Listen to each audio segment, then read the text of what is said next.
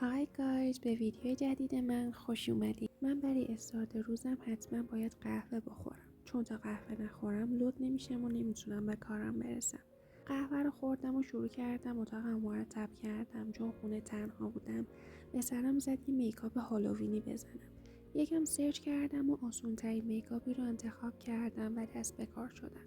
خوبی این میکاپ این بود که همشو با یه دونه رژ قرمز انجام دادم و میتونید نتیجه کار رو ببینید که من به شدت راضی بودم ازش.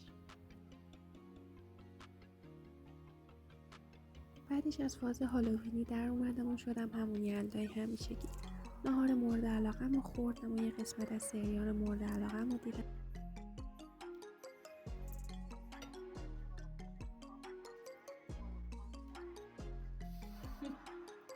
روغن زدم و یه کمی تمرین کردم. یه دوش گرفتم و یه اسکینکر خیلی کوچولو انجام دادم برای پوستم. همین دیگه. مرسی که نگاه کردی. لایک و سابسکرایب یادت نره.